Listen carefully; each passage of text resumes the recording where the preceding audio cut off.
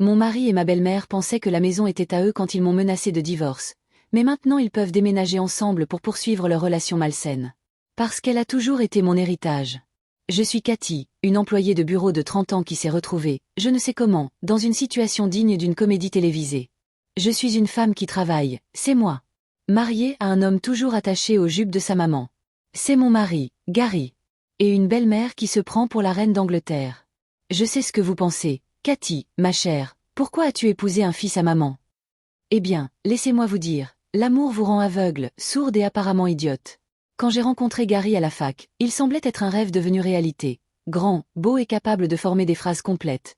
Chose plutôt rare dans la jungle sauvage de l'enseignement supérieur. Quelques années plus tard, me voilà, vivant dans une magnifique maison de 2 millions de dollars avec mon mari et notre fille. Une maison que j'ai héritée de mon père. On dirait un conte de fées, n'est-ce pas? Eh bien, accrochez-vous, parce que c'est là que ça devient intéressant. Vous voyez, mon cher mari et sa mère bien-aimée semblaient être sous l'impression que cette maison magnifique, spacieuse et qui vaut chaque centime de ces 2 millions, était grâce au dur labeur de Gary et au goût impeccable de sa mère. Mais avant que je ne révèle les détails croustillants sur la façon dont j'ai réalisé l'arnaque du siècle, laissez-moi vous emmener dans un voyage à travers les événements hilarants, frustrants et carrément absurdes qui m'ont conduite au moment où j'ai finalement décidé de lâcher la vérité la plus épique. J'étais une étudiante pleine d'illusions et d'attentes quand j'ai rencontré Gary. Équipé de rien de plus qu'un rêve, d'une pile de manuels et d'une addiction malsaine au café de la cafétéria, Gary est entré dans ma vie comme un chevalier en armure étincelante. Si cette armure était faite de t-shirts de foot et de canettes de bière. Nos yeux se sont croisés dans une salle de classe bondée, et ce fut le coup de foudre. Enfin, d'accord, ce ne fut pas si romantique en réalité. Il a renversé sa boisson énergisante sur mes notes, et j'ai bien pu lui dire quelques mots qui feraient rougir un marin. Mais rien ne dit amour véritable comme des notes ruinées et des doigts collants, non? Depuis ce moment, nous étions inséparables. Le premier signe de la relation particulière de Gary avec sa mère est venu lors de notre 3e rendez-vous. Imaginez la scène, dîner aux chandelles, musique douce et nous deux, nous regardant amoureusement dans les yeux. Soudain, le téléphone de Gary sonne. Il l'ignore, comme toute personne normale lors d'un rendez-vous. Ou pas. Notre Gary s'est pratiquement jeté sur la table pour répondre. « Allô, maman ?» dit-il avec tout l'enthousiasme d'un labrador revoyant son maître après 5 minutes de séparation. Ce qui a suivi fut une conversation de 15 minutes sur le fait de savoir s'il se souvenait d'avoir emballé son caleçon porte-bonheur pour la semaine d'examen. J'aimerais plaisanter. Je le souhaiterais vraiment. Mais ai-je pris mes jambes à mon cou comme toute femme avec du respect pour elle-même? Non. Je suis restée là, à boire mon vin bon marché et tiède en me disant « Oh, comme c'est mignon, il aime sa maman. » Cathy du passé, si je pouvais remonter le temps et te gifler pour te faire entendre raison, je le ferais. Et fort. Les années ont passé et soudain, nous étions fiancés. Comment est-ce arrivé, vous demandez-vous? Eh bien, disons que cela a impliqué une bague cachée, un discours de demande en mariage mal fait qui a mentionné sa mère pas moins de 5 fois, et moi, dans mon infinie sagesse, disant oui. La phase de planification du mariage fut une expérience. Et par expérience, je veux dire un cauchemar parsemé de commentaires passifs-agressifs de ma future belle-mère. C'est là, mes amis, que Carole a vraiment commencé à briller. Chaque décision, depuis la couleur des serviettes jusqu'au goût du gâteau, devait être approuvée par Carole. À Dieu ne plaise que nous choisissions le mauve pour les robes des demoiselles d'honneur. Carole a failli faire un anévrisme. Et Gary? Eh bien, il était aussi utile qu'une théière en chocolat.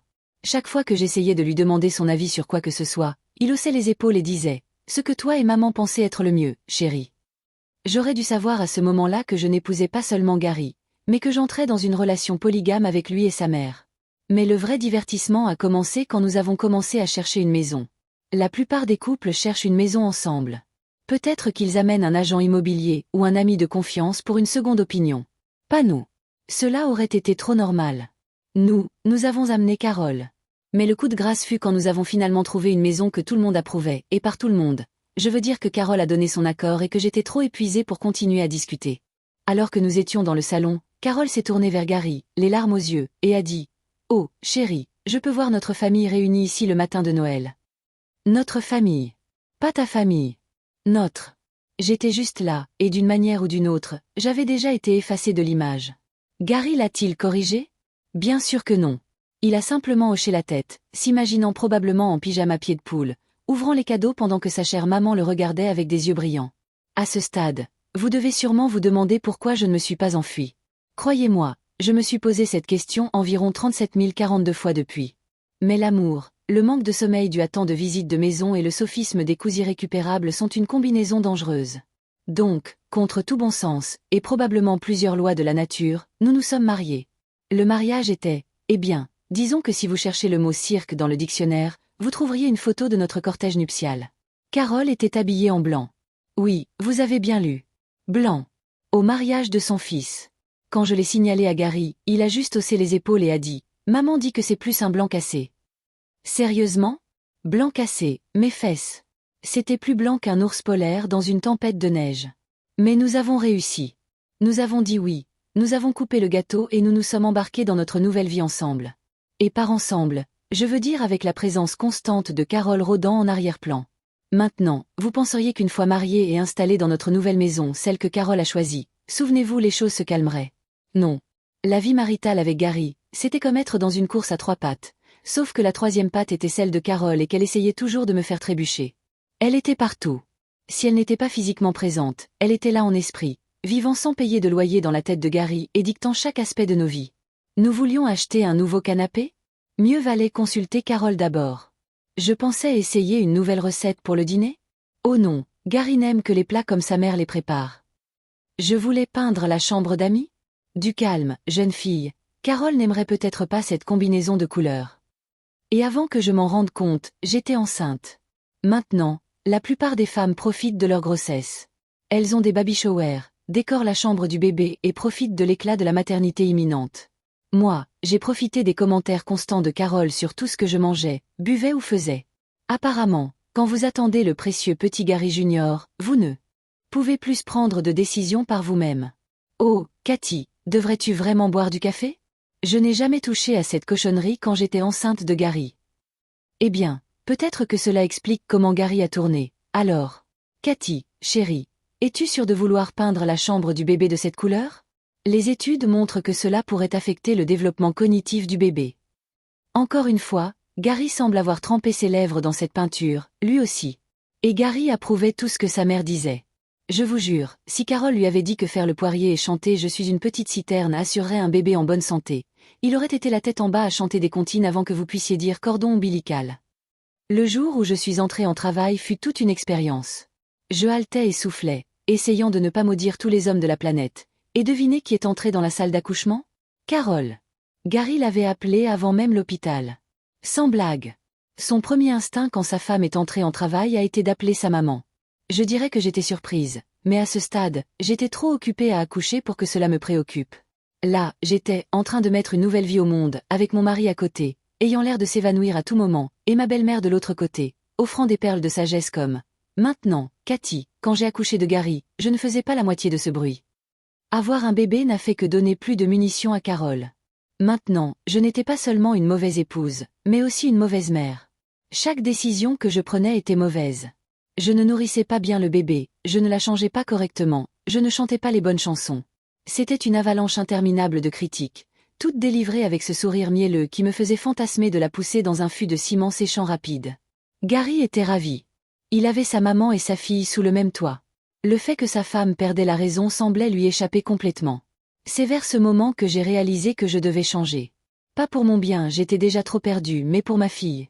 Je refusais d'élever une petite fille qui penserait que c'était normal que son père consulte sa mère pour chaque décision. Je refusais de la laisser grandir en croyant que sa valeur dépendait de sa capacité à répondre aux standards impossibles de sa belle-mère. Alors j'ai fait ce que toute femme sensée ferait. J'ai changé de travail. Oui, vous avez bien lu. J'ai démissionné de mon travail bien payé et stable, avec des horaires irréguliers, pour un poste qui payait moins mais me donnait plus de temps à la maison. Parce que j'étais déterminée à être là pour ma fille d'une manière que Gary ne le serait jamais. Bien sûr, Carole a eu beaucoup à dire sur cette décision. Oh, Cathy, es-tu sûre que c'est une bonne idée? Comment vas-tu maintenir le style de vie de Gary avec ce salaire? Comme si le style de vie de Gary, jouer aux jeux vidéo et consulter sa maman sur quelles chaussettes mettre nécessitait un revenu à 6 chiffres pour être maintenu. Mais je suis restée ferme. Pour la première fois depuis que j'avais rencontré Gary, j'ai pris une décision sans considérer ce que Gary ou Carole pourraient en penser. Mais ne vous inquiétez pas, ce n'est pas la fin de l'histoire. Oh que non, nous commençons à peine. Vous vous souvenez de cette maison de 2 millions de dollars dont j'ai parlé? C'est là que les choses deviennent vraiment intéressantes. Mais plus là-dessus plus tard. Pour l'instant, j'ai besoin d'une bonne boisson forte et peut-être d'une lobotomie pour oublier l'image de Carole dans sa robe de mariée blanc cassé. Mise à jour 1. La dernière fois, je vous ai laissé avec la naissance de ma fille et ma brillante décision de changer de travail. Maintenant, avançons un peu jusqu'au moment où les choses ont vraiment commencé à chauffer. Nous étions là, une heureuse famille de 3. Ou de 4, si vous comptez Carole, ce que Gary faisait apparemment toujours. Notre fille grandissait plus vite que la montagne de linge sale de Gary, et nous commencions à nous sentir un peu à l'étroit dans notre logement actuel, vous savez, la maison que Carole avait si généreusement choisie pour nous, jeunes mariés. Un bon jour, pendant un petit déjeuner de toast brûlé, mon cher mari m'a dit quelque chose qui a failli m'étouffer avec ma croûte au goût de charbon. Chérie, dit-il avec toute la subtilité d'un taureau dans un magasin de porcelaine, j'ai réfléchi. Maman vieillit et je m'inquiète pour son avenir. Et si nous cherchions un endroit où nous pourrions tous vivre ensemble? Là, je suis fière d'être une personne raisonnable. J'ai supporté l'ingérence constante de Carole, l'incapacité de Gary à prendre des décisions sans consulter le vaisseau mère. Mais ça, c'était trop. J'ai essayé de raisonner avec lui. Je lui ai fait remarquer que Carole avait plus de couches qu'un bon vin, pleine de conservateurs, et qu'elle nous survivrait probablement tous. Je lui ai rappelé que nous apprécions notre intimité. Mais Gary était déterminé. Il avait tout un discours préparé sur les valeurs familiales et prendre soin de nos aînés. Je suis presque sûre que Carole le lui avait écrit et lui avait fait répéter devant un miroir. Je faisais face à un choix. Accepter de vivre avec la femme qui avait fait de sa mission de vie de critiquer chaque aspect de mon existence, ou être la belle-fille maléfique qui refusait à la douce Carole la joie de voir sa petite fille grandir. Mais votre amie Cathy n'est pas du genre à abandonner sans se battre. Oh que non. J'ai enfilé mon pantalon de grande personne et j'ai proposé un compromis. Nous chercherions une maison, bien sûr, mais elle serait près de la maison actuelle de Carole, pas avec elle.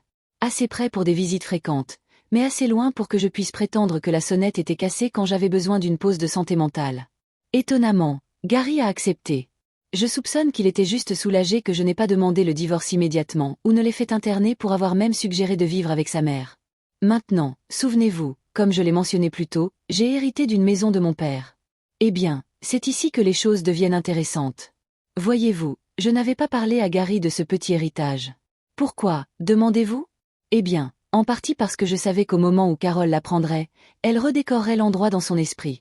Mais surtout parce que, eh bien, je suppose que je voulais quelque chose qui soit juste à moi. J'ai donc suggéré que nous cherchions des maisons dans le quartier où se trouvait par hasard la propriété que j'avais héritée. Gary ne se doutait de rien.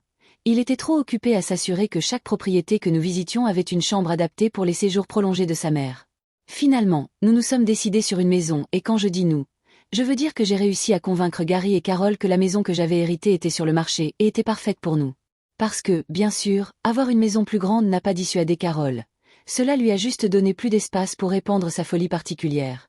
Elle a commencé à nous rendre visite tout le temps. Au début, c'était juste une fois par semaine. Puis 2. Puis tous les 2 jours.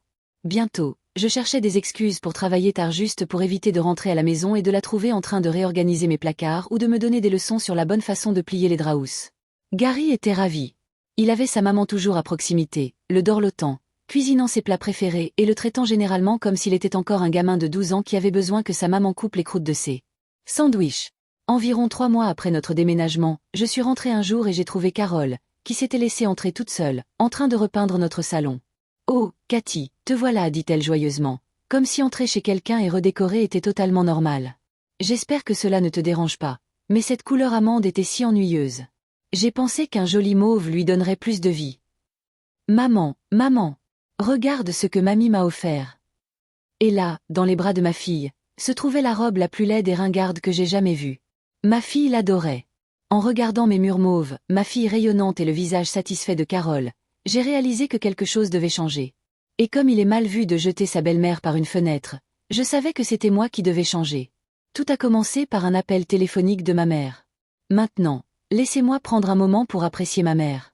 Comparée à Carole, c'est une sainte. Elle m'appelle une fois par semaine, se souvient de mon anniversaire sans que Facebook le lui rappelle et n'a jamais sous-entendu que sa façon de charger le lave-vaisselle était supérieure à la mienne. Mais cet appel était différent. La santé de mon père et la sienne avaient décliné depuis un moment, et les choses avaient pris une tournure pour le pire. Ils avaient vraiment du mal à s'occuper d'eux-mêmes seuls. Ils avaient vraiment besoin d'aide. J'ai fait ce que toute bonne fille ferait, j'ai ajusté mon horaire de travail, embrassé ma fille et me suis préparée à partager mon temps entre ma maison et celle de mes parents.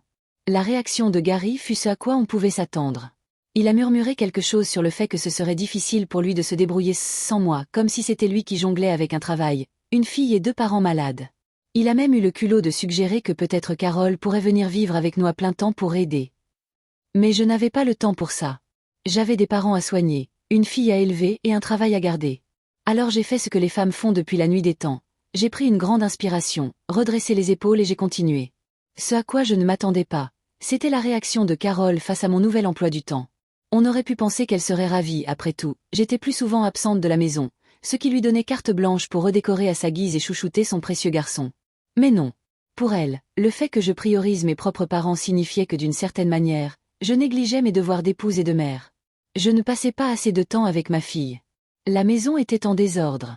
Gary mangeait trop de plats à emporter. Tout a explosé une nuit où je rentrais tard de chez mes parents, épuisée et vidée émotionnellement, et j'ai trouvé Carole dans ma cuisine, les lèvres pincées en signe de désapprobation. « Cathy, dit-elle de cette voix doucereuse qui me donnait envie de commettre des crimes graves, je pense que nous devons parler de tes priorités. Et c'est là, cher éditeur, que je vais vous laisser pour l'instant. Parce que ce qui s'est passé ensuite, eh bien, c'est une autre histoire. Mise à jour 2, j'étais dans ma cuisine, si fatiguée que je voyais à peine clair. J'avais passé la journée entre des appels professionnels, à changer la perfusion de mon père et à essayer de convaincre ma mère qu'elle devait manger autre chose que des biscuits rassis et de la tristesse. Et maintenant, voilà Carole, me fixant et m'accusant. Ce qui est sorti de ma bouche fut une vague de frustration, de rage et d'assez de jurons pour inventer de nouveaux blasphèmes. C'était comme si un barrage avait cédé et que des années de ressentiments refoulés avaient débordé.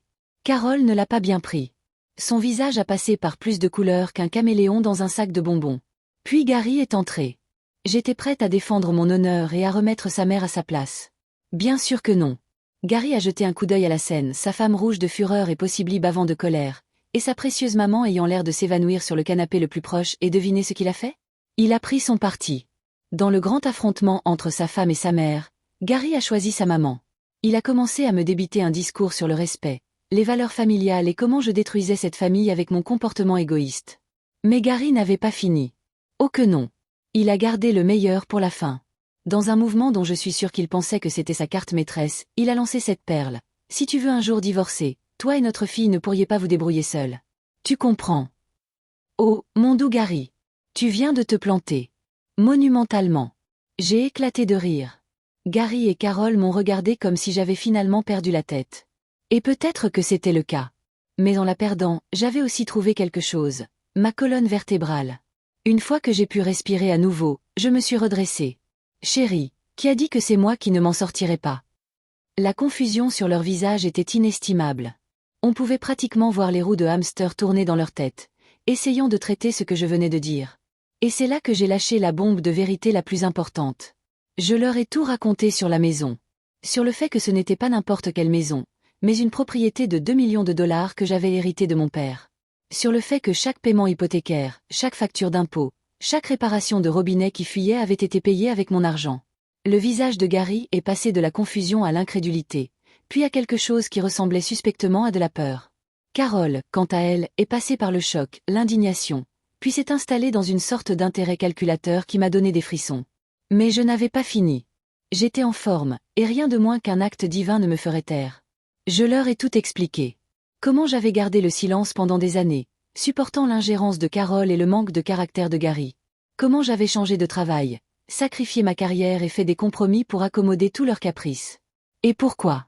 Pour qu'on me traite comme une boniche glorifiée dans ma propre maison. J'ai été très claire, les choses allaient changer. Plus de visites surprises de Carole. Plus de redécoration sans ma permission. Plus de me traiter comme si j'étais un cas de charité qui devait être reconnaissant pour les miettes d'affection qu'il daignait me donner. Et à Gary, j'ai été claire. Il avait une décision à prendre. Il pouvait commencer à se comporter comme un mari et un père, ou il pouvait faire ses valises et aller vivre avec sa maman adorée. Parce que j'en avais marre. Marre. Carole, de manière prévisible, a éclaté en larmes de crocodile. Elle a crié qu'elle ne voulait que le meilleur pour la famille, qu'elle ne pouvait pas croire que je les avais trompés. Comment pouvais-je être si cruelle avec le pauvre, doux Gary? Gary, quant à lui, avait l'air d'avoir été renversé par un camion. Il balbutiait, bégayait et a même essayé d'argumenter que sûrement, en tant que mon mari, il avait certains droits sur la maison. J'ai fait ce que toute femme sensée ferait à ma place. J'ai appelé un avocat. Un avocat du genre qui fait que les autres avocats se réveillent en sueur au milieu de la nuit. Parce que si Gary pensait qu'il allait m'intimider avec des menaces de divorce, il avait une surprise qui l'attendait. Mon avocat m'a assuré que non seulement la maison m'appartenait entièrement, mais que si Gary insistait pour divorcer, il aurait de la chance de repartir avec autre chose que les vêtements qu'il portait. Bien sûr, c'est la vraie vie, pas un film, donc les choses ne se sont pas réglées comme par magie du jour au lendemain. Gary, dans un étonnant déploiement d'instinct de survie, a semblé réaliser qu'il avait merdé jusqu'au cou. Il a commencé à parler de thérapie de couple, de réparer les choses, de combien il m'aimait, moi et notre fille. Quant à Carole, eh bien, disons qu'elle n'a pas très bien pris son nouveau statut de persona non grata. Elle a tout essayé, chantage émotionnel, bombardement d'amour, même une tentative de demi-excuse. Mais je suis restée ferme. Ma maison, mes règles. Et mes règles disaient, plus de Carole. Je me suis rendu compte qu'en me défendant, en refusant d'être un paillasson une fois de plus, j'enseignais à ma fille la leçon la plus précieuse de toutes, qu'elle mérite du respect, qu'elle n'a pas à supporter les mauvais traitements de personne, même pas de la famille. Surtout pas de la famille. Maintenant, je sais que vous mourrez d'envie de savoir ce qui s'est passé ensuite. Eh bien, mes chers curieux, c'est une histoire pour un autre jour. Pour l'instant, disons que la vie est intéressante. Difficile, oui, mais aussi libératrice d'une manière que je n'aurais jamais cru possible. Je redécouvre qui je suis sans les attentes de Gary et les critiques constantes de Carole pesant sur moi. Donc, si vous êtes là, aux prises avec votre propre Gary ou Carole, rappelez-vous ceci, vous valez plus que vous ne le pensez. Vous méritez plus que vous ne le croyez. Et parfois, la chose la plus libératrice que vous puissiez faire est de vous lever et de dire « Assez ».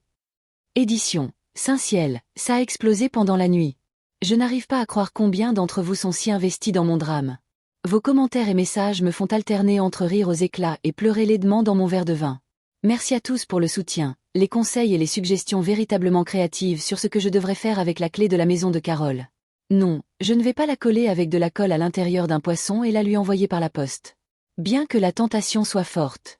Pour répondre à quelques questions courantes, astérisque oui, je garde la maison. Elle est à moi, totalement légale, et aucune crise de colère de Gary ne changera cela. Astérisque non, je n'ai pas encore viré Gary. Nous sommes dans une sorte de limbe bizarre où il essaie de me convaincre qu'il peut changer, et moi j'essaie de décider si je veux même qu'il le fasse. Astérisque Carole est interdite de séjour dans la maison pour le moment. Je l'ai informée que si elle se présentait à nouveau sans invitation, je n'hésiterais pas à appeler la police. La tête de chienne chronique qu'elle a faite était épique, croyez-moi. Astérisque aux nombreux qui ont demandé le numéro de Carole parce qu'elle a l'air sexy, cherchez de l'aide. Sérieusement. Astérisque oui, j'ai changé les serrures et le code de sécurité. Pour ceux qui demandent des nouvelles de ma fille, elle va bien. Les enfants sont résilients, et je m'assure qu'elle sache que rien de tout cela n'est de sa faute.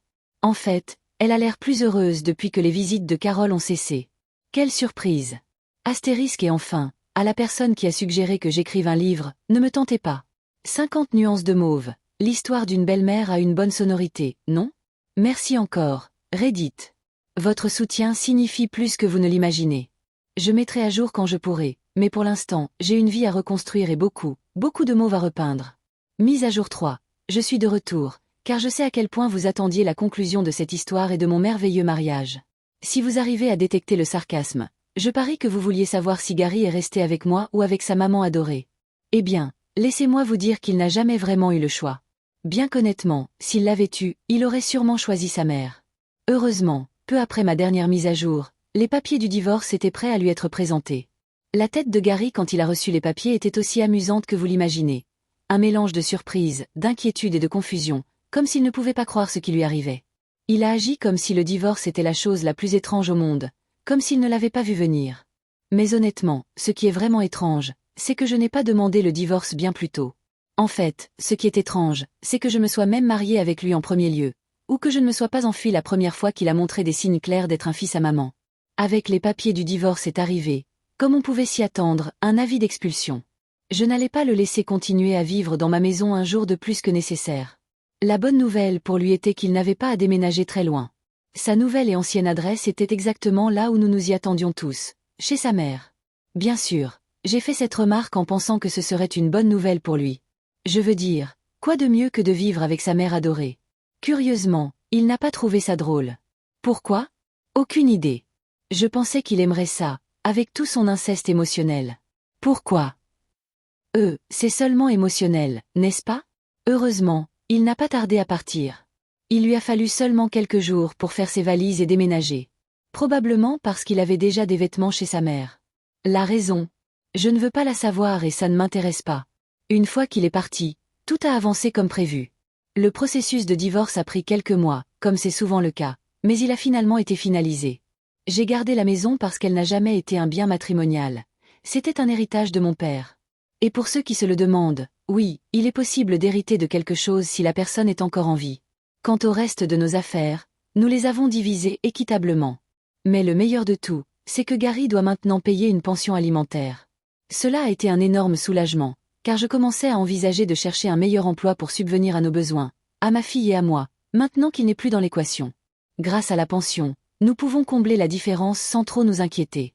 De plus, maintenant que sa mère ne peut plus entrer dans cette maison ni s'immiscer dans nos vies, les économies sont significatives. C'est incroyable ce que vous pouvez accomplir quand vous expulsez un parasite émotionnel. Comme on pouvait s'y attendre, Carole a essayé de revenir. Elle voulait voir sa petite fille. Mais j'ai été très claire, si elle veut la voir, qu'elle le fasse pendant le temps qu'elle passe avec son père. Je lui ai bien fait comprendre qu'il n'y avait pas de place pour elle dans cette maison. Et oui, j'ai peut-être été un peu dure, mais je lui ai dit que les animaux dangereux n'étaient pas autorisés ici. L'expression qu'elle a eue quand je lui ai dit cela était presque aussi bonne que celle de Gary recevant les papiers du divorce. En ce qui concerne la garde de notre fille, nous sommes arrivés à un accord. Elle passe la semaine avec moi et les week-ends avec son père. Bien qu'en réalité, ce temps, elle le passe surtout avec sa grand-mère, puisque Gary vit toujours avec Carole et n'a fait aucune tentative pour déménager, même plusieurs mois après avoir quitté ma maison. Pour le reste, je dois dire que les choses vont beaucoup mieux maintenant. Une fois que vous vous débarrassez de ce qui vous empoisonne la vie, tout commence à s'améliorer. C'est comme si j'avais porté un sac à dos plein de pierres pendant des années et que, en le lâchant, tout est soudainement plus facile. Je n'ai plus à marcher sur des œufs dans ma propre maison ni à vivre sous l'ombre constante des critiques de Carole. Ma fille est plus calme, et même si cela peut être difficile pour elle d'avoir des parents divorcés, je pense qu'elle sent aussi la différence, sans l'interférence constante de sa grand-mère dans notre espace. Maintenant, la maison se sent enfin comme mon chez-moi. Et au cas où vous vous poseriez la question, oui, je me suis enfin débarrassée de toute trace de mauve dans la maison. Cette peinture a été la première chose à disparaître une fois Gary parti. La liberté a une couleur, et je peux vous assurer que ce n'est pas le mauve.